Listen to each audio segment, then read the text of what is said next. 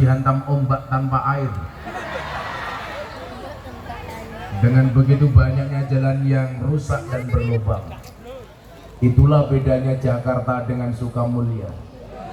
Kalau di Sukamulya banyak jalan berlubang, sementara kalau di Jakarta banyak lubang berjalan. Tapi apapun itu kondisinya, saya bersyukur. Walaupun dengan kondisi kepala yang sangat berat, perut yang kerucuk-kerucuk belum sempat makan, tapi melihat kebahagiaan Bapak Ibu siang hari ini, insya Allah menjadi obat bagi saya. Karena saya punya prinsip, hati yang gembira adalah obat. Bapak Ibu, orang itu biasanya kena masalah atau sakit disebabkan karena 4 hal.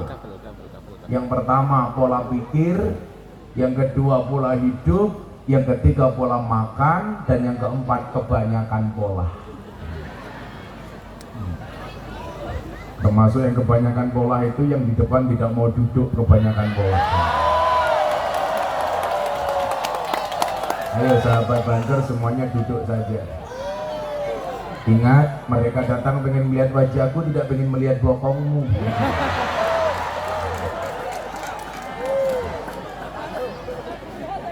Yang terbayang di otak saya tadi Bapak Ibu, begitu perjalanan jauh saya mikir, ini finishnya kapan? Yang terbayang kemudian adalah jejak sirah perjalanan Nabi Muhammad SAW ketika beliau diperintahkan oleh Allah untuk hijrah dari Makkah ke Madinah. Baru 2 minggu yang lalu saya pulang haji. Saya naik kereta dari Mekah ke Madinah 2,5 jam. Kalau naik bis sekitar 5-6 jam.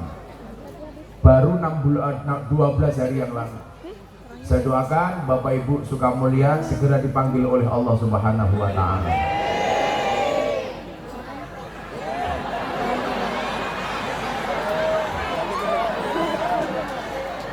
Belum selesai cangkemmu wis sami.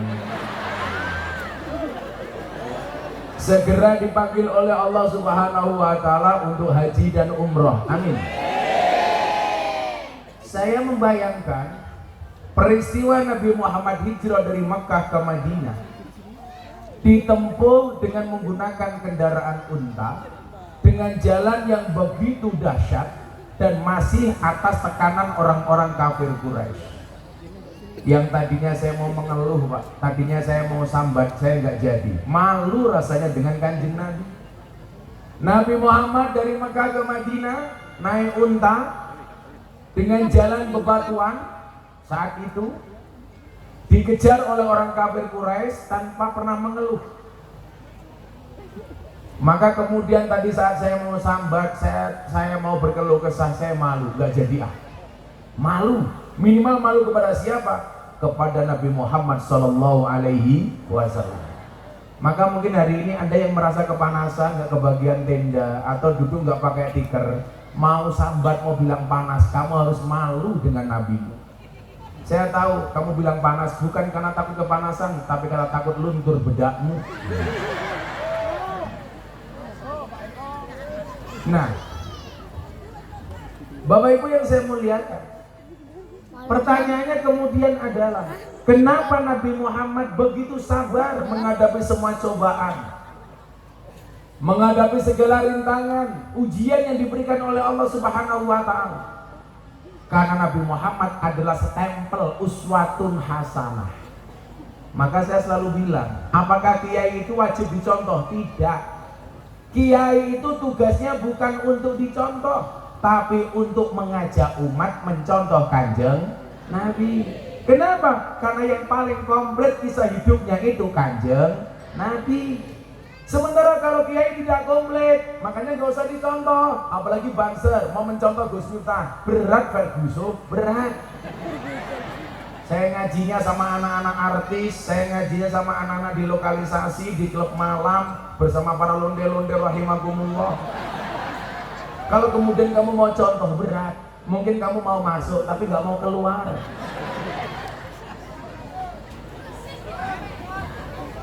Jadi apa? Tidak harus dicontoh.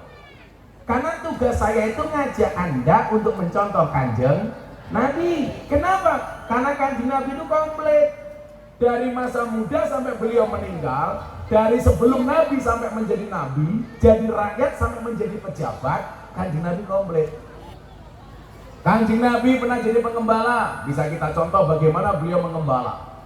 Kanjeng Nabi pernah menjadi pedagang, kita bisa contoh bagaimana kemudian Nabi menjadi pedagang yang sukses. Bahkan sampai pernikahannya pun coba kalau mau menyontoh, luar biasa. Banser tahu? Nabi Muhammad menikah dengan Siti Khadijah, mas kawinnya berapa? 20 ekor unta. Satu unta kalau harganya 50 juta, berarti mas kawinnya Kanjeng Nabi berapa? 2 miliar. Mohon maaf, 5 kali 2 berapa? 20 kali 5 kali 50 juta berapa, Pak?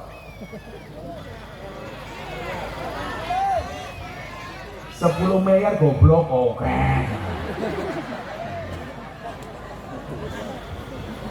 Coba Kanjeng Nabi, Pak, mas kawinnya ketika menikah dengan Siti Khadijah itu 1 miliar. Sama dulu ketika saya menikahi istri saya. Nabi Muhammad menikahi istrinya Siti Khadijah, mas kawinnya 20 ekor unta. Gus Miftah 20 ekor tengu. Maka mohon maaf, kalau mencari suri tauladan terbaik ya Nabi Muhammad, karena apapun bisa dicontoh. Maka yang namanya sunnah itu apa? Qauluhu wa af'aluhu, bahkan wa takriruhu adalah merupakan sunnah dari Kanjeng Nabi Muhammad Sallallahu Alaihi Wasallam. Makanya kalau nyontoh Kanjeng Nabi pasti berpahala. Kalau nyontoh kiai belum tentu berpahala. Cuman Kanjeng Nabi mengatakan, man akroma aliman fakot akromani. Barang siapa memuliakan orang alim, memuliakan kiai, maka dia benar-benar telah memuliakan aku, kata Kanjeng Nabi. Bagaimana cara memuliakan kiai? Dengan memberikan hidangan kopi. Nah, di sini nggak ada kopi.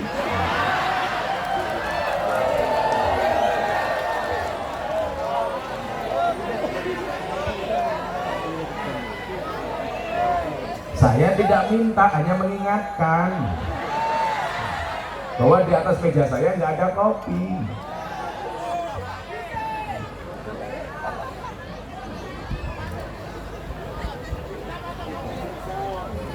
Jangan kopi susu, itu membingungkan. Mana akrama aliman, barang siapa memuliakan orang alim, faqad akramani, maka benar-benar dia telah memuliakan aku, kata Kanjeng Nabi.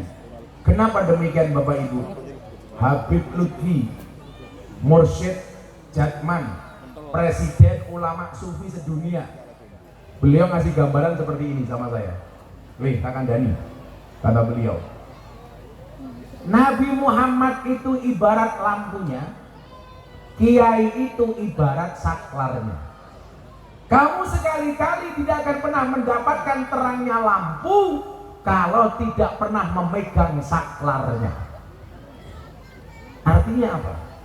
Kamu tidak akan pernah mendapatkan kemuliaan dari Nabi kalau kamu tidak pernah memuliakan ahli warisnya. Siapa? Kiai. Maka Tuan Guru Sekumpul Al-Banjari, beliau mengatakan apa? Kita itu ironi jadi umat Islam. Ironinya di mana? Berpuluh-puluh tahun jadi umatnya Nabi, bersaksi mengatakan Nabi Muhammad itu Nabi, tetapi lucunya kita tidak pernah mimpi ketemu dengan Kanjeng Nabi. Padahal setiap saat kita mengatakan asyhadu alla ilaha illallah wa asyhadu anna Muhammadar Rasulullah, bersaksi, bersaksi, bersaksi, bersaksi. Lucunya apa? Kenapa sekalipun seumur hidup kita tidak pernah mimpi ketemu Kanjeng Nabi? Kata Tuan Guru Zaini Abdul Ghani, Tuan Guru Sekumpul, beliau mengatakan, berarti ada yang salah dengan dirimu. Salahnya di mana? Salahnya adalah kurang cintanya kita kepada ahli warisnya para nabi, yaitu kiai. Nabi Muhammad gak akan hadir, tidak mau masuk ke seseorang yang dirinya tidak mencintai ahli warisnya. Artinya apa? Kalau Anda pengen mimpi ketemu Nabi, syaratnya adalah harus lebih banyak mencintai ahli warisnya para nabi, baru nabi ridho masuk ke dalam mimpi kita. Bahkan dikatakan apa? Man ra'ani fil manami fasayarani fil yaqdah.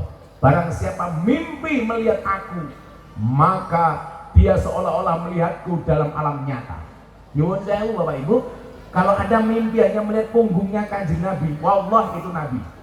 Kenapa? Bahkan jejaknya nabi pun tidak bisa dicontoh, diserupai oleh iblis.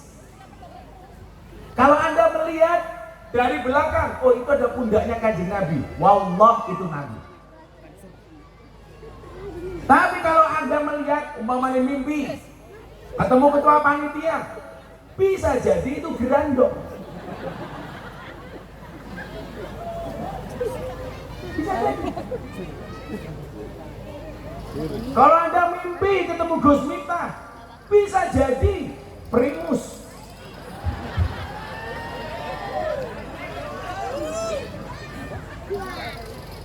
Maka benar-benar keterlaluan ketika ada kiai tidak disuguh kopi dan tidak datang-datang.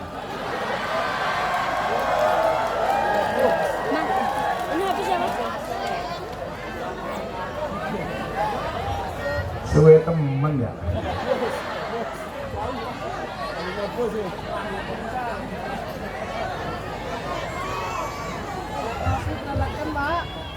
Itu ada mbak-mbak, mbak ini ada apel, ada anggur, kamu pilih apel apa anggur? Anggur. Itulah salahnya cewek. Anggur memang lebih mahal dibandingkan apel, tapi seharusnya cewek lebih milih apel dibandingkan anggur. Kenapa? Karena pada dasarnya cewek lebih suka diapelin, nggak suka dianggurin. Cocok.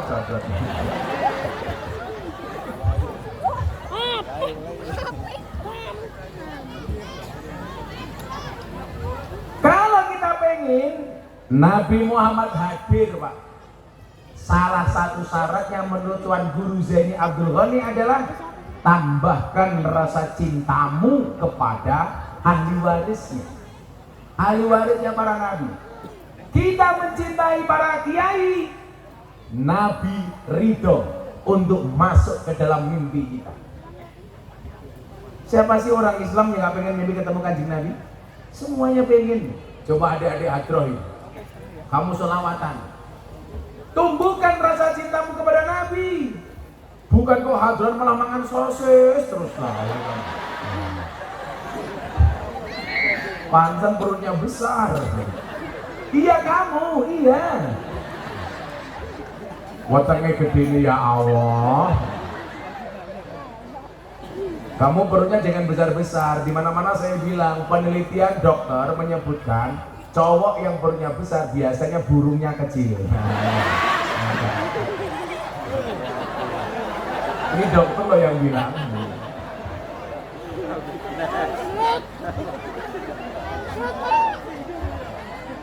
Kelihatannya pelutnya besar, begitu dibuka sarungnya kayak pentil.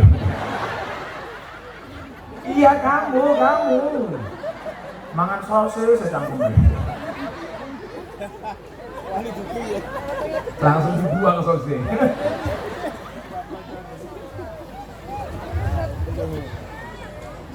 Makanya Bapak Ibu saya cerita, kenapa kok saya kemarin dapat undangan dari kerajaan Arab Saudi untuk haji. Jadi saya dipanggil untuk dikasih undangan. Saya bilang sama istri saya, kita itu diundang, Bun, saya bilang. Waktu itu saya dapat undangan, istri saya panggil, Beb.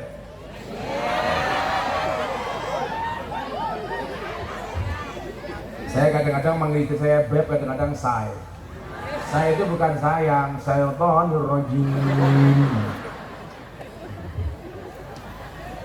Saya bilang sama dia, kita itu dipanggil untuk haji bukan karena saya terkenal, tapi karena bunda ahli sholawat. Ini coba ibu-ibu yang di rumah tak kasih tipsnya. Istrinya Gus Miftah itu saban hari sholawat minimal 20 sampai 25 ribu kali. Kulla yaum, dari bangun sampai tidur mulutnya nggak pernah berhenti sholawatan. 20 sampai 25 ribu kali. Tak pikir gawa kopi polisinya.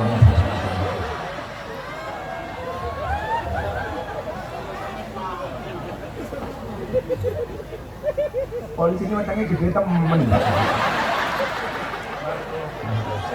Berarti burungnya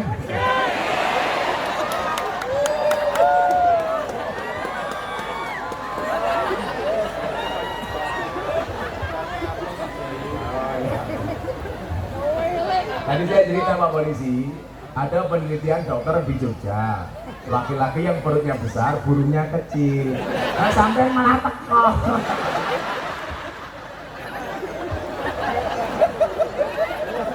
Angel, kok geting aku.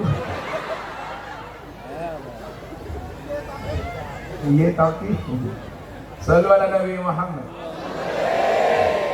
Setiap hari ibu-ibu, tolong Anda di rumah, suaminya bekerja di kebun sawit, sholawati. Nanti kalau saya ngomong sawit langsung ibu-ibu teriak, sawitnya murah Gus. Alah kowe, wingi larang cangkeme meneng. Saiki murah bengok-bengok. Kancane yo dipikir no masih. Orang mungkin mikir, kopi ora dipikir.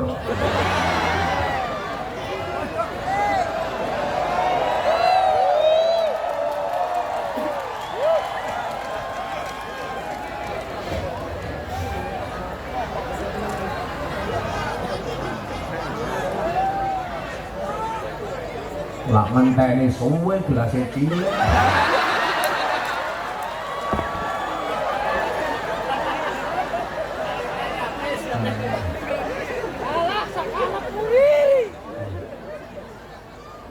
Wis wadahe ping. Ngono aja salaman.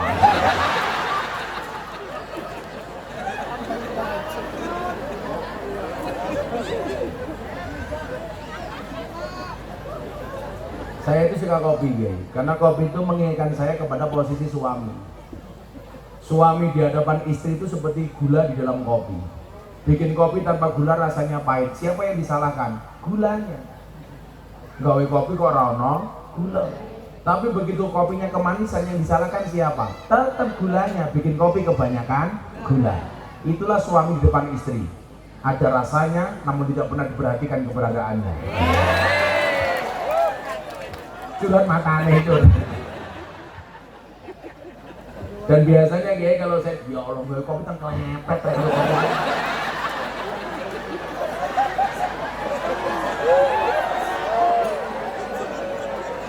Gelas cilik dan kelepet. Saya itu kalau dikasih kopi panas Kiai harus langsung diminum. Jangan pernah kamu sesali kopimu dingin. Kenapa? Karena ketika hangat tidak pernah kau hargai.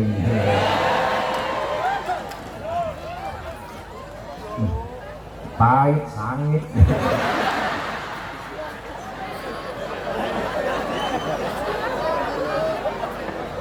Kurang ajar. Dia ini cangkemnya tukang maidul. Shallallahu ala Nabi Muhammad.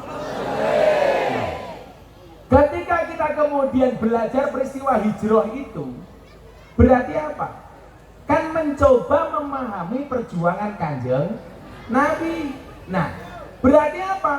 Harus banyak ditumbuhkan secara besar-besaran rasa cinta kita kepada Nabi. Nah, rasa cinta yang paling real yang pertama adalah banyak menyebut namanya. Ibu-ibu coba kalau dulu jatuh cinta sama suaminya, setiap hari disebut. Nah, bagaimana kita cinta dengan Nabi? Menyebut namanya. Dengan cara apa? Sholawat. Maka gara-gara istri saya ahli sholawat, setiap hari membaca 25.000 sholawat, kita dapat undangan untuk ziarah haji. Kenapa? Karena cintanya istri saya kepada Nabi. Saya sudah haji berkali-kali, istri saya belum. Saya bilang, kamu daftar nggak berangkat-berangkat. Terus gimana, Bah? Gampang, tambahi sholawatmu. Akhirnya beneran, Pak. Bojoku gitu tak keloni sholawatan. Ini nggak meneh. Lah banyu putih ning Yogya oke.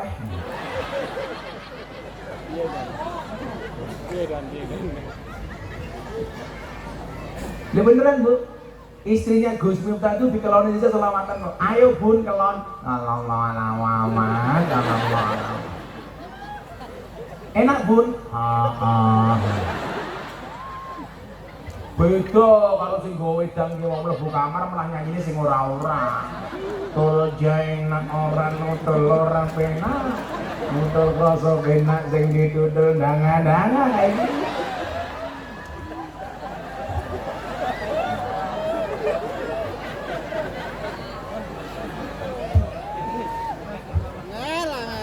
Ayo. Maka apa? Saya berharap panasnya siang hari ini satu menjadi wasilah syafaatnya Rasulullah, amin. Siapa yang gak pengen dekat dengan Nabi? Coba dikatakan sama Nabi Muhammad SAW, yusarul mar'u ma'aman ahabba, seseorang itu akan dikumpulkan bersama orang-orang yang dicintainya. Ini tempat baik, acaranya baik, Anda mau datang, berarti Anda termasuk orang baik. Gampang saja. Makanya kan saya mohon maaf Bu Pak, saya dapat julukan presiden para pendosa. Karena saya mohon maaf semua ahli maksiat saya datangi.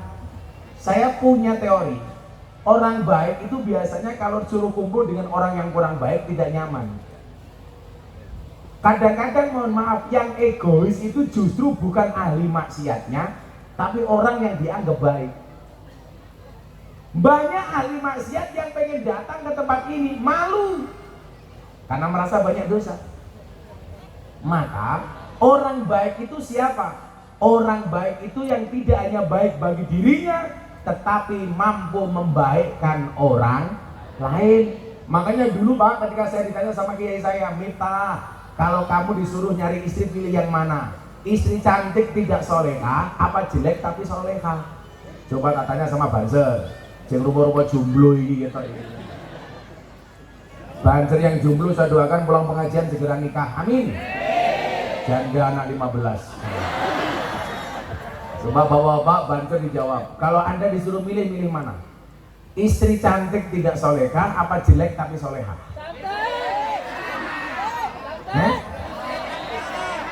Cantik dan solehah, sing takon sapa? Orang jawabannya dipilih. Kalau saya dulu ditanya sama kiai saya, Miftah, ya kiai, kamu pilih mana? Cantik tidak solehah, apa jelek tapi solehah? Saya jawab, cantik walaupun tidak solehah. Kiai saya marah, alasan kamu apa? Saya jawab, ar-rijalu qawwamuna 'alan nisa. Laki-laki itu imamnya perempuan. Kalau istri saya cantik belum solehah, kewajiban saya sebagai imam menjadikan istri saya solehah. Betul? Tapi kalau istri saya solehah, jelek wajahnya, mohon maaf ya, menjadikan cantik mahal harganya.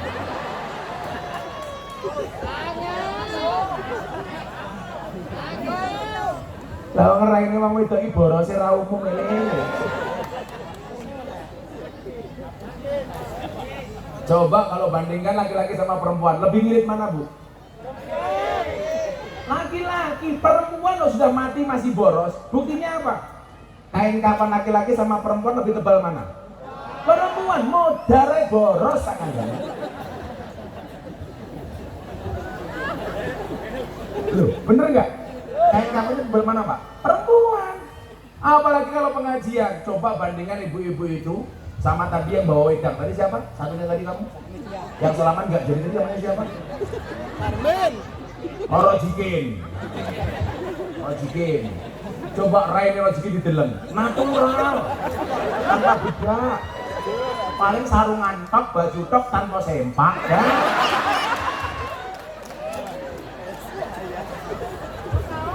Kelihatan. Coba bandingkan ibu-ibu tuh. Alisnya kelihatan bagus, lukisan. Wajahnya kelihatan rapi, pupulan. Hidung kelihatan mancung, suntian.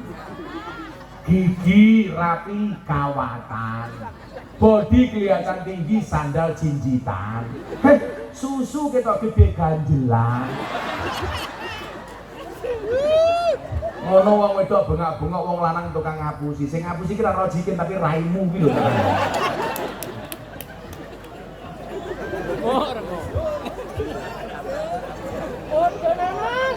Alasan saya milih cantik walaupun belum soleh apa? Karena saya punya kewajiban, orang baik itu harus mampu membaikkan. Makanya kalau bisa belum baik, kata Imam Syafi'i apa? Cintai orang baik. Maka dalam satu syair Imam Syafi'i mengatakan apa? Uhibbus solihina walastu minhum. Saya mencintai orang soleh walaupun saya bukan orang soleh. Jadi kalau Anda merasa bukan tidak soleh, cintailah orang soleh. Maka tombati ku 5 perkara nih, salah satunya nopo? Wong kang soleh kumpulono. Dalam rangka apa? Dalam rangka menjadi orang soleh. Makanya orang-orang kayak saya itu mohon maaf Pak, kalau tidak ngaji ya saya sowan kiai. Makanya saya punya guru. Saya di Ploso punya guru Yaidin almarhum, Yaida abahnya Gus Kausar. Di Lirboyo saya punya guru Buya Kapabi. Di Kendal saya punya guru kemarin yang baru meninggal, Allah yarham, Al-Maghfurlah Badiriyati Rois. Saya punya guru di Pekalongan. Siapa? Maulana Habib Lutfi. Kepentingannya apa? Deket-deket dengan orang soleh, supaya kita apa? La'alli an anala bihi musyafa'ah, supaya saya mendapatkan pertolongan dari orang-orang soleh. Saya begini Pak, saya kan nggak pernah ngerokok. Kalau saya pengajian di beberapa tempat itu biasanya dikasih rokok, sementara sopir, ajudan, asisten saya semuanya ngerokok. Kira-kira yang kebagian rokok siapa? Orang yang ikut di sekeliling saya. Hanya kelasnya Miftah itu bisa memberikan rokok bagi cangkem-cangkemnya sopirnya. Bagaimana dengan orang-orang alim soleh, apalagi dengan Kanjeng Nabi? Makanya kenapa ibu-ibu harus dekat dengan orang soleh? Yuhsyarul mar'u ma'aman ahaba, seseorang itu akan dikumpulkan bersama orang yang dicintainya. Jadi kalau jenengan temriki ngumpul bareng wong apik, insyaallah sesuk mlebu surga bareng wong apik. Orang suka mulia saya doakan masuk surga duluan. Insyaallah berangkat habis sholat maghrib.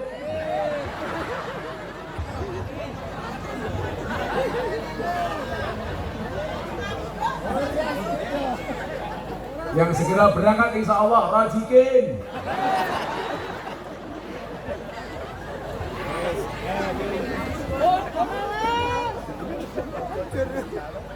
Nah. Maka apa? Menjadi baik ini sebuah kewajiban. Itulah kenapa Al-Quran mengatakan innallaha yuhibbul muhsinin. Allah niku paling seneng kali wong-wong apik. Bahkan mohon maaf Pak, saya sering bilang di dunia ini jangankan dia Islam, nggak Islam loh sama Allah, selama dia baik dikasih rahmatnya Allah. Makanya jangan kaget, banyak orang yang tidak pernah sholat, dia orang non-Islam, di dunianya hidupnya enak karena barangkali dia selama di dunia menjadi orang baik. Saya kemarin di Pangkalan Bun saya cerita, ada seorang pengusaha China, dia tertarik dengan dakwah saya padahal bukan orang Islam Pak. Dia orang Cina tertarik dengan dakwah saya, kajian kebangsaan. Saya berbicara tentang toleransi, harus saling menghormati, tidak hanya antar agama tetapi beda agama, tidak hanya sesuku tapi beda suku. Kenapa? Karena Indonesia ideologinya Pancasila, Bhinneka Tunggal Ika. Dia datang ke hotel saya di Jakarta. Gus Miftah, ya Om, Anda siapa? Saya pengusaha di Jakarta. Agamanya apa? Saya Konghucu. Terus kenapa ketemu saya Om? Saya ngefans sama Gus Miftah. Kenapa ngefans? Karena bagi saya Gus Miftah itu asik. Sama teman-teman beda agama masih bisa menghormati. Buktinya apa saya tanya? Dulu Gus Miftah diundang ceramah di gereja Jakarta Utara, peresmian gereja, Gus Miftah mau datang. Tapi kan saya dibully. Ya karena yang bully matanya picak.